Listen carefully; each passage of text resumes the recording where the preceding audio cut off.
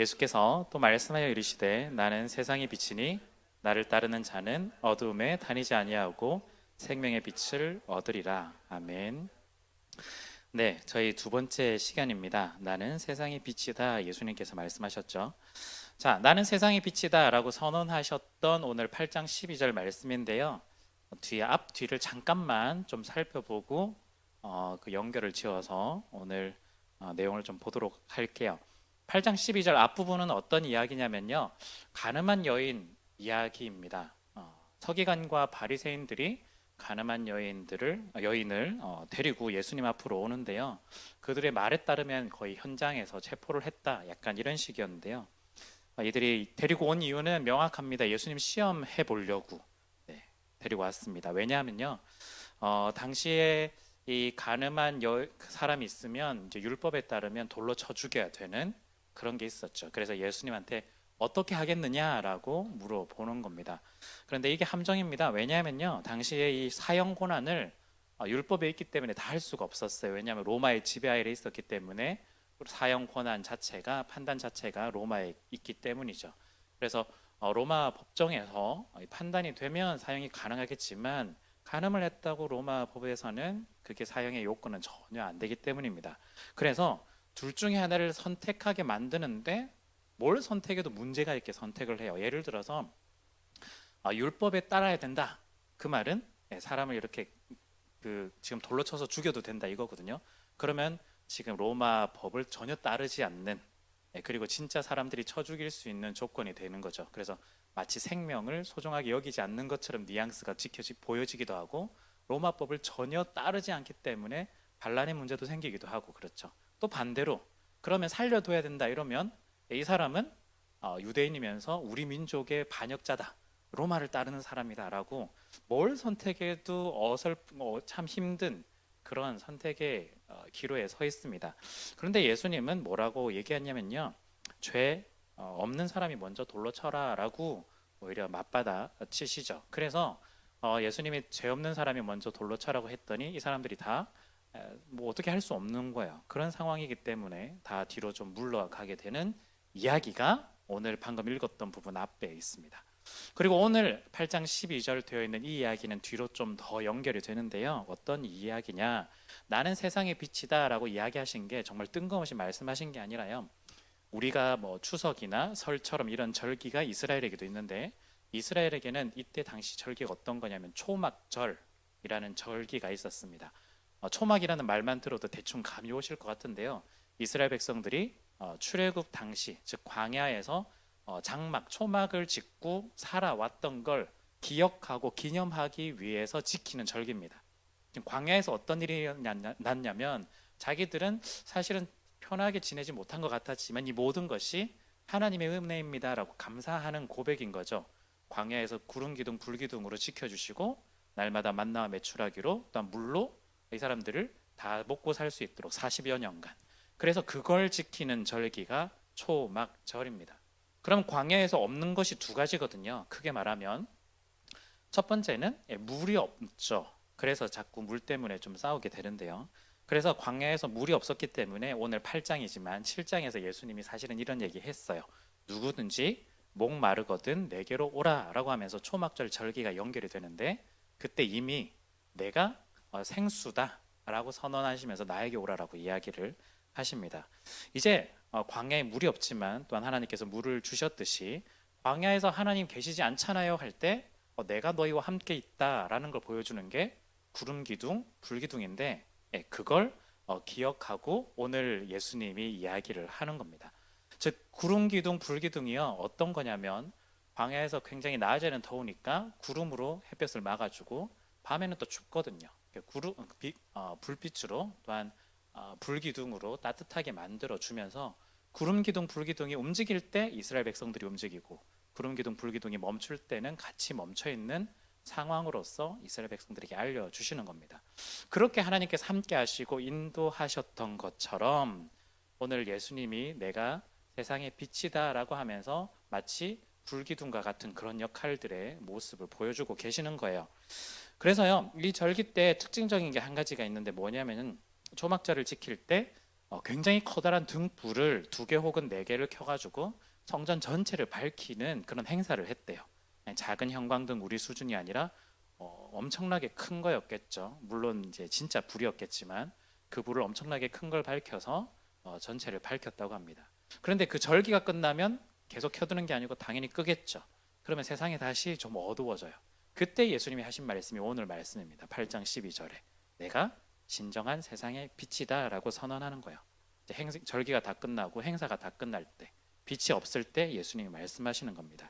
자, 그런데 그 뒤에 이야기를 생각해 보면요, 사람들이 이렇게 이야기를 해요. 13절에 뭐라고 하냐면 바리새인들이 이르되 내가 너를 위하여 증언하니 내 증언은 참되지 아니하도다. 이 말이 좀 어렵지만 쉽게 말하면 내가 세상의 빛이다라고 선언했는데 그거 증명해 줄 수 있는 사람 있냐?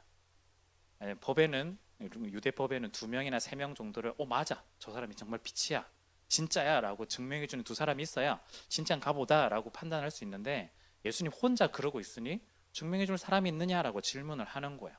오늘날 우리 법정에서는 증거 중심주의죠. 증거가 있어야 범죄가, 혐의가 이제 보통은 입증이 되는 거거든요.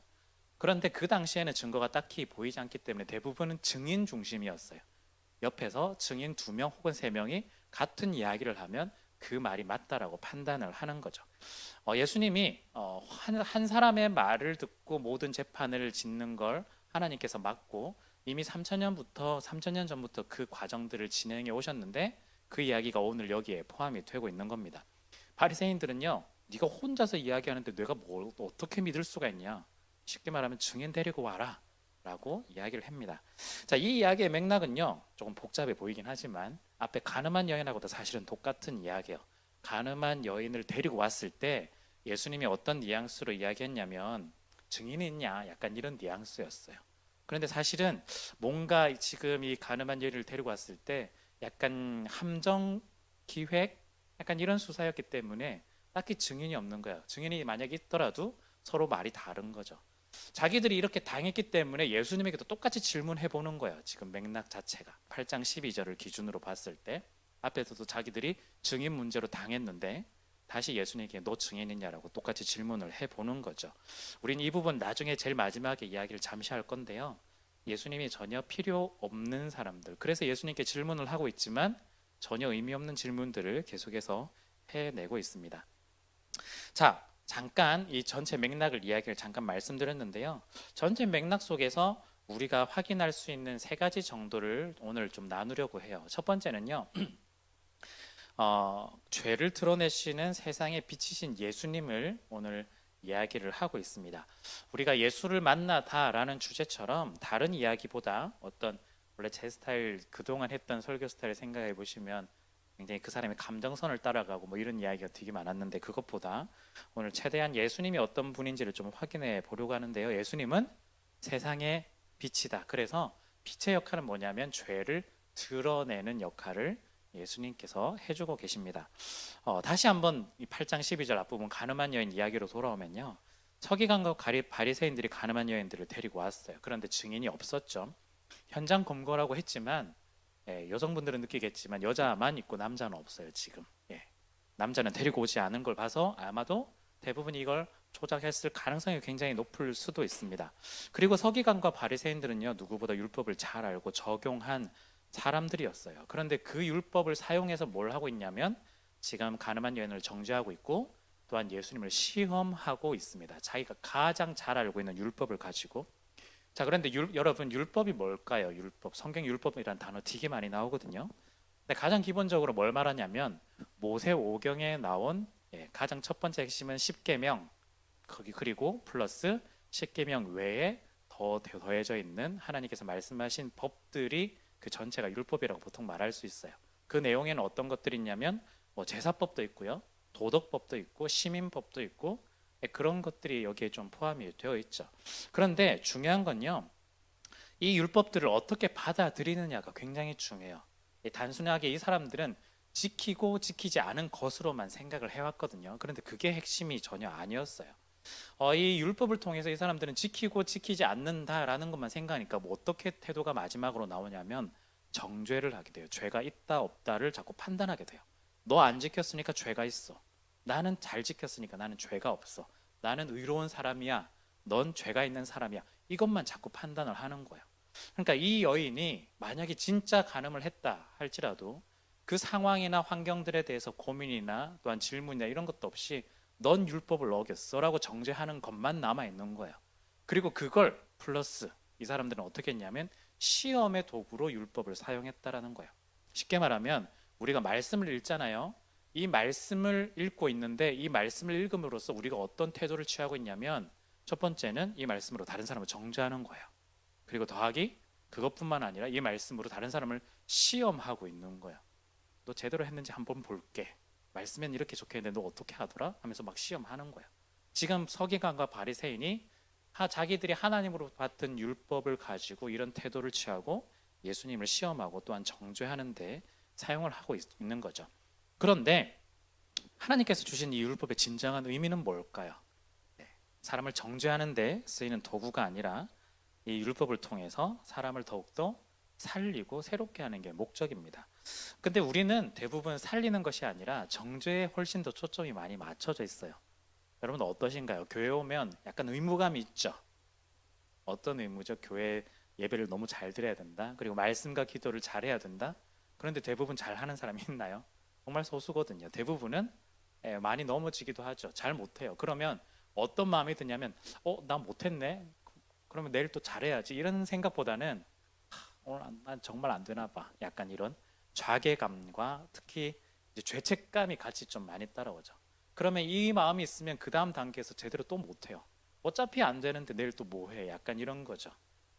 그러니까 우리가 말씀이 계속해서 꾸준히 이어지지 않는 이유가 스스로에게 자꾸 이 율법을 했다 안 했다, 말씀을 읽었다 안 읽었다 이걸로 자꾸 판단하니까 스스로를 정죄하고 스스로에게 죄를 주입하고 스스로에게 자괴감에 빠져서 정말 하나님께서 주신 이 율법의 의미와 본질을 깨닫지 못하고 안 좋은 도구로만 사용을 하게 되는 겁니다. 하나님이 주신 목적이 이걸까? 절대 그렇지 않다라는 거죠. 다시 한번 말씀드리지만 하나님께 주신 이 율법의 목적은 정죄의 목적이 아니라 사람을 살리는데 목적이 있다라는 거야. 그래서 말씀을 읽으시면서요, 여러분들이 조금 못 읽어도 돼요. 조금 덜 해도 돼요. 그렇다고 제가 뭐 정죄하고 그러지도 않잖아요. 여러분들이 이 말씀을 조금 못 읽고 그렇다고 해가지고 이걸 너무 당연하다 생각하면 그것도 아니겠지만 그렇지만 하나님께서 여전히 나를 사랑하시고 이 말씀을 통해서 나를 새롭게 하실 거야 라는 기대감을 가지고 더 말씀을 읽는데 마음을 더 들여보는 거죠. 그러면서 우리가 그 과정 속에서 율법의 참된 의미들 결국 말씀을 읽고 내가 살아나는구나.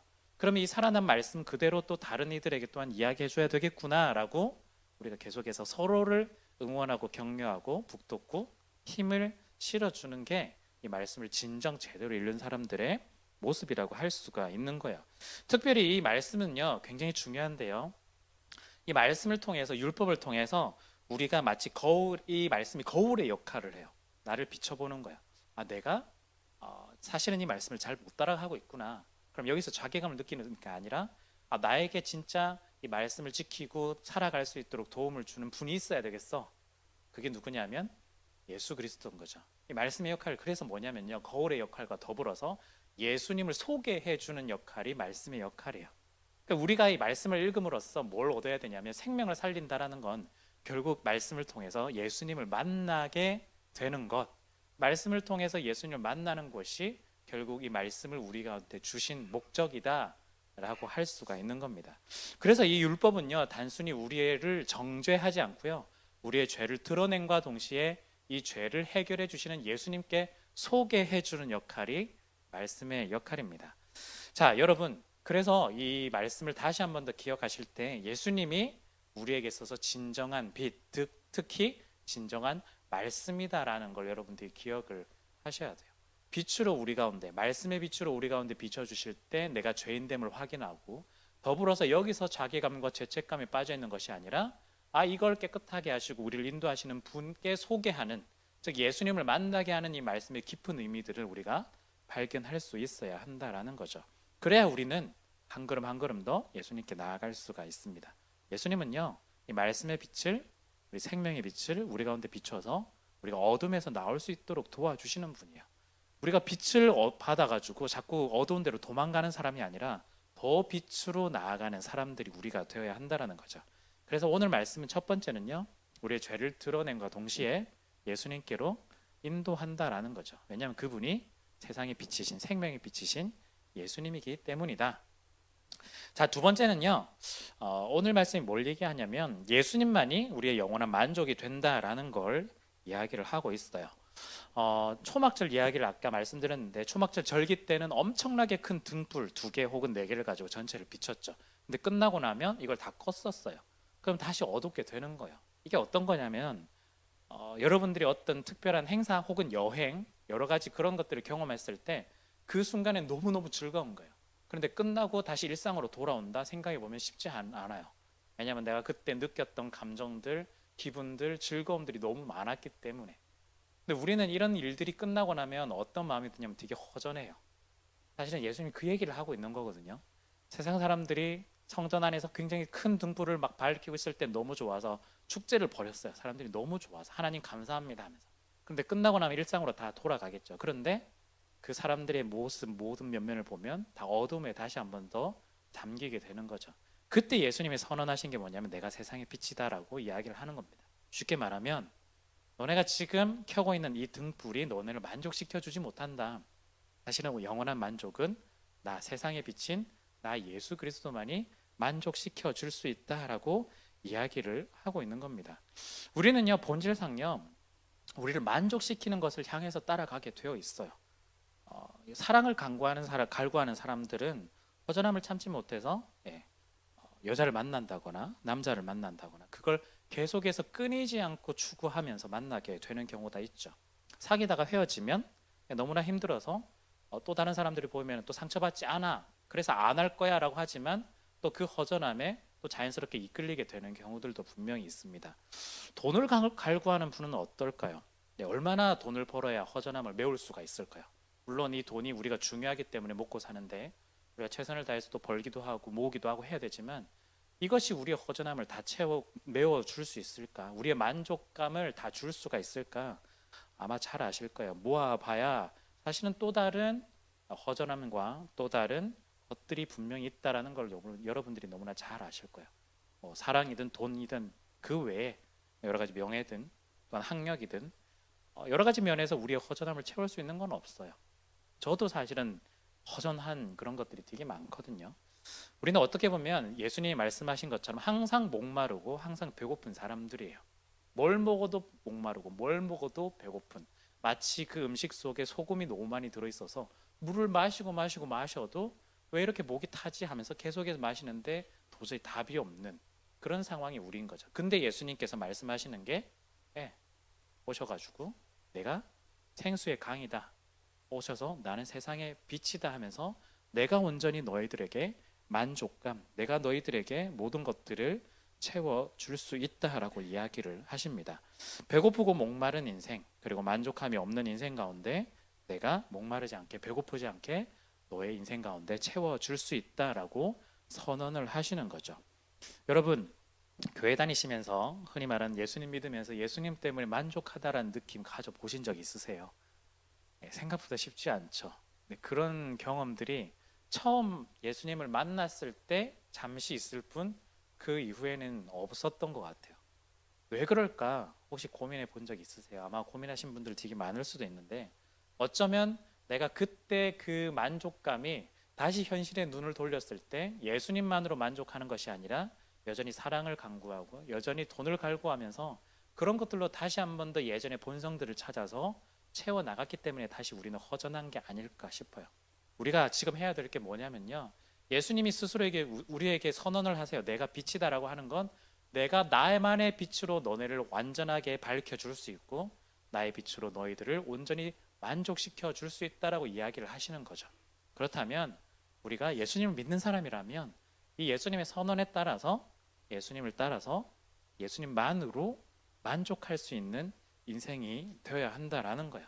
우리 안에 어두움을 예수님께서 비추실 때 어두움을 몰아내고 빛이 우리 가운데 가득 차듯이 우리가 예수님 한 분만으로 만족하는 인생이 반드시 되어야 됩니다. 우리가 예수님 만족하지 못하면요, 교회를 계속 다녀도 나름대로 신앙이 있다 해도 평생 허전할 거예요. 평생 허한 느낌으로 계속해서 아마 살아갈 거예요. 갈구하고 또 찾아보지만 사실은 예수님을 찾은 게 아니라서 계속해서 허전한 인생으로 아마 살아갈지도 모르겠습니다. 여러분, 예수님께서요, 우리 가운데 빛이 되기를 원하시고 예수님만이 우리의 모든 것들이 되신다라고 말씀하세요. 그래서 예수님 한 분만으로 제가 만족합니다 라는 그런 경험들, 그런 강구들, 또한 지금 허전하다면 기도하면서 예수님만으로 제가 만족하는 인생 될 수 있도록 도와주십시오 라고 선언하면서 나아가는 여러분들 되셨으면 좋겠습니다. 마지막 세 번째는요, 예수님은 어떤 분이시냐? 생명의 빛이 되어서 우리의 눈을 뜨게 하시는 분이 예수님이다 라고 이야기를 해주십니다. 다시 한 번 더 12절 보시면요, 나는 세상의 빛이니 나를 따르는 자는 어둠에 다니지 아니하고 생명의 빛을 얻으리라. 나를 따르는 자는 어둠에 다니지 않고 생명의 빛을 얻으리라, 이렇게 되어 있습니다. 신앙이 있는 사람들은 교회에 오면 생소한 용어 한 가지를 이야기를 하죠. 영적인 눈이 있다, 이런 이야기를 합니다. 물론 우리가 육체의 눈으로 세상을 바라보고 있지만 이건 이제 세상의 시각이 아닌 믿음의 시각으로 세상을 바라보게 된다라는 뜻이죠.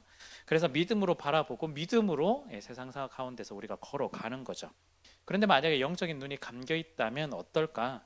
아무리 우리 가운데 빛을 비춰봐야 소용이 없는 겁니다. 아무리 교회에서 예배를 드려봐야, 아무리 말씀을 읽어봐야, 아무리 기도를 해봐야 이미 우리의 마음이 닫혀있고 우리의 눈이 닫혀있기 때문에 우리가 걸어가는 길은 우리의 본성을 향해 나아가고 예수님이 아니라 다른 것으로 자꾸 채우려 하고 예수님이 아닌 내가 원하는 계획과 생각으로 우리의 삶을 계속해서 아마 살아가게 될 거예요. 우리가 예수 믿을 때 가장 큰 차이점이 이거예요. 똑같은 삶을 살아가는 것 같지만 우리는 영적인 눈으로 세상을 바라보는 거예요. 믿음의 눈으로. 똑같은 사건 사고가 있고 똑같은 현상이 발생하고 똑같은 일들이 우리 가운데 있다 할지라도 우리가 세상의 시각과 영적인 시각은 완전히 천지 차이인 거죠. 그걸 경험하신 분들은 뭔지 알아요 라고 이야기를 하실 수가 있다는 겁니다. 그런데 만약에 영적인 눈이 닫혀 있다, 옛말에 우린 그래도 이건 다 소화하실 수 있으니까 그 소기의 경읽기라고 이야기하잖아요. 아무리 좋은 말이라 할지라도 소에게 계속해서 이야기해봐야 소는 못 알아듣거든요. 아무리 좋은 말씀이라고 할지라도 우리의 마음이 닫혀 있으면 우리가 깨닫지 못하는 겁니다. 아마 예수님을 믿으셨을 때 이런 경험을 해보셨을 거예요. 모태신앙에서부터 오셨다가 어느 순간 정말 믿어진다라는 느낌이 있을 수도 있고요. 전혀 그런 삶이 아니었지만 나이가 들어서 예수님을 만나서 예수님을 믿어진다라고 할 때가 있어요. 근데 특히 모태신앙이신 분들, 교회는 다니고 이 종교적인 문화와 종교적인 분위기에 이미 몸이 젖어서 문화를 잘 알고 20년, 30년 이렇게 계속해서 지나왔지만 근데 정작 예수님을 경험한 적이 별로 없는 거예요. 그런데 어느 순간 이 영적인 눈을 떠서 하나님께서 우리의 마음 가운데 찾아오신다는 걸 깨달으면 영적인 눈이 떠졌을 때 내가 어떻게 세상을 바라봐야 되고 어떤 삶을 살아야 되는지 우리가 너무나 잘 알게 되는 거예요. 이전까지는 정말 소기의 경읽기였죠. 아무리 말씀을 들어도 그냥 그저 그런 거예요. 그냥 별로 의미가 없는 말인 거예요. 그런데 어느 날 똑같은 말씀 성경 구절을 읽는데 이 말씀이 나에게 다르게 오는 거죠. 그게 바로 우리가 소기의 경읽기가 아니고 정말 하나님의 영적인 자녀, 눈이 떠 있는 자녀에게 주시는 하나님의 정말 진정한 말씀일 거예요. 우리가 그 단계에서 정말 간구하면서 영적인 눈을 뜨게 해달라고 하나님께 간구하며 나갈 필요가 있는 겁니다. 오늘 말씀에는요, 서기관과 바리새인들이 예수님에게 시험들을 계속 해왔죠. 그리고 플러스 뒤에 있는 초막절 이야기를 하면서 오늘 본문은 읽진 않았지만 뒤에 이야기를 또한 예수님께 두 가지 질문을 해요. 어떤 질문을 하냐면요, 19절에 가면 너의 아버지가 어디 있느냐라고 질문을 해요. 이게 무슨 말이냐면 너 증인 있냐? 나는 세상의 빛이다라고 했을 때 너 증인 있냐라고 했을 때 예수님이 뭐라고 하냐면 정말 이 사람들은 마음에 들진 않았겠지만 우리 아버지가, 하늘에 계신 우리 아버지가 내 증인이다 이렇게 이야기하는 거예요. 근데 우리가 영적인 눈을 뜬 사람은 이게 어떤 의미인지 알겠지만 영적인 눈을 뜨지 않으면 이 사람들이 말도 안 되는 소리다라고 계속해서 질문을 하는 거예요. 그래서 19절에 네 아버지가 어딨냐라고 보여달라라고 요청을 하고 있고, 또한 25절에서는 심지어 너 누구냐라고 who are you라고 질문을 하기 시작합니다. 그런데 이 종교적인 배경이 전혀 없는 사람이라면 이해하겠지만 서기관과 바리새인들은 율법의 모든 것들을 다 알고 있고 외우고 있고 특히 쉽게 말하면 구약에 있는 내용들을 다 알고 있는 사람들이에요. 그럼에도 눈이 떠 있지 않으니 구약에 있는 이 내용이 메시아를 가리키고 있고 구약에 있는 내용이 예수님을 말하고 있고 구약에 있는 이 내용이 하나님께서 자기의 아들 예수를 보내주신다는 게 전혀 들어오지 않는 거예요, 눈에. 그렇기 때문에 오히려 예수를 향해서 눈앞에 있는데도 불구하고 너의 아버지가 어딨냐? 너 누구냐라고 계속해서 질문하는 겁니다. 영적인 눈이 전혀 떠 있지 않기 때문입니다. 오히려 순수한 질문이 아니라 의도가 가득한 질문으로 계속해서 예수님께 던지고 있습니다. 여러분, 우리가 혹 아직 영적인 눈이 떠 있지 않다면 그게 잘못됐다는 게 아니라 여기서 이제 영적인 눈을 뜰 수 있도록 우리가 간구할 필요가 있습니다. 예수님 생명의 빛이시잖아요. 그렇다면 저의 영적인 눈을 뜰 수 있도록 저에게 찾아와 주시고 눈을 떠서 정말 빛이신 예수님을 맞아들일 수 있도록 하나님 도와주십시오라고 여러분들이 간구할 필요가 있습니다. 그리고 또한 나는 영적인 눈을 뜬 사람이다. 그런데 영적인 눈을 떠도요 침침할 때가 가끔씩 있는 것 같아요. 제가 눈 진짜 안 좋거든요. 안 좋은데 제가 금요 찬양 예배 때 잠깐 한번 얘기한 적이 있는데 제가 근시 플러스 난시예요. 난시가 굉장히 심한 난시. 그래서 지금 여기서 안경을 벗으면 형체는 있지만 누군지는 전혀 모르는, 안경을 껴도 뒤에 계신 분은 이제 약간 흐려게 보이는 약간 그 정도거든요. 그래서 전혀 사실은 안경을 뭐 끼고 다니는 게 큰 의미는 없지만 저는 안경을 안 끼면 얼굴이 더 이상해 보이기 때문에 패션을 위해서 거의 끼고 있는데 그나마 좀 사람처럼 보일 수가 있어서 근데 이게 제가 근 한 달 동안 눈이 되게 또 안 좋았거든요. 저는 이제 컨디션이 안 좋으면 이제 눈으로 표시가 나기 때문에 그래서 병원을 갔죠. 안약을 넣었는데 우와, 제가 근 한 달 동안 나 지금까지 뭐 본 거지 싶을 정도로 엄청나게 깨끗하게 보이는 거예요. 그러니까 그동안 저는 이제 자주 결막염이 오는데요. 저는 거의 한 달에 한 번씩 병원을 가는데 그동안 저는 이걸 상태를 그냥 달고 다니는 거예요. 결막염이 오기 전에 이미 좀 상태가 안 좋은 상태를, 어두운 상태를 계속해서 다닌 거예요. 나는 잘 보여라고 생각하는 거죠. 영적인 상태가 똑같아요. 우리가 우리 스스로에게 너무 교만하고 내가 그냥 당연하다고 자꾸 생각하면 내가 교회를 다니고 또한 뭐 이렇게 말씀 들으면 나 잘하고 있는 거야 라고 착각에 빠지는 거죠. 이미 우리는 침침해지기 시작하는 거예요. 그렇다고 완전히 안 보이는 건 아니겠지만, 눈이 감기는 건 아니겠지만, 그럴 때 어떻게 해야 될까요? 정말 우리 눈에 안약을 넣듯이 우리의 영적인 눈들을 제대로 뜰 수 있고 깨끗하게 뜰 수 있도록 안경을 낀 사람들은 안경을 닦아서 볼 수 있도록 우리가 하는 노력들이 필요하다라는 거예요. 그래서 아직 영적인 눈이 닫혀 있으신 분들은 앞서 말한 것처럼 그런 기도를 해야 되겠지만, 영적인 눈이 나름대로 난 떠졌는데요 라고 생각하시는 분은 더 깨끗하게 예수님을 선명하게 보실 수 있도록 그런 노력들이 좀 필요합니다. 예수님, 제가 생명의 빛이신, 세상의 빛이신 예수님을 좀 더 선명하게 볼 수 있었으면 좋겠습니다. 눈에 안약도 좀 넣고 또 안경도 좀 깨끗하게 닦아서 예수님을 잘 바라보고 잘 간직할 수 있도록 도와주십시오. 제가 이 상태를 그냥 당연하다고 생각하지 않도록 저희 정신 상태를 붙잡아 주시고 새롭게 해주십시오. 이렇게 우리의 요청과 요구가 당연히 필요하다라는 거죠.